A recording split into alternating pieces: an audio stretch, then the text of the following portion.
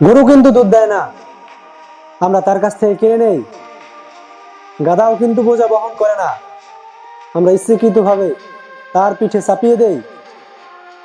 বাঘেরও তো দুধ আছে, সিংহেরও তো শক্তি আছে বোঝা বহন করার, কিন্তু বাঘের দুধ আর সিংহের পিঠে ঘোড়া মানুষের সাধ্যের বাইরে। যে বাঘ আর সিংহ মানুষের কোনোদিন উপকার আসে নাই, যে বাঘ ও সিংহের সামনে মানুষ দাঁড়ালে বিনা টিকিটেই পরপারে চলে যায়, সেই বাঘ আর সিংহই মানুষের চোখে হিরো। আর কাউকে বাঘ এবং সিংহ বললে সে খুশি হয়। আর সবসময় যে গরু আর গাধা মানুষের উপকার করে আসলো, সেই গরু আর গাধা আমাদের চোখে বোকা এবং অবহেলার পাত্র। আর কাউকে গরু এবং গাধা বললে সে খেপে যায়। আপনিও যদি ক্রমাগতভাবে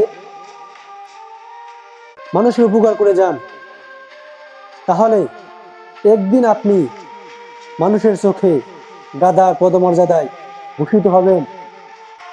এজন্য নিজের মান ঠিক রাখতে জীবনে একবার হলেও সিংহর মতো হয়ে যান।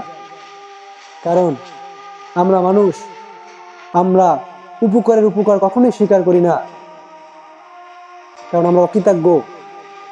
ধন্যবাদ সবাইকে।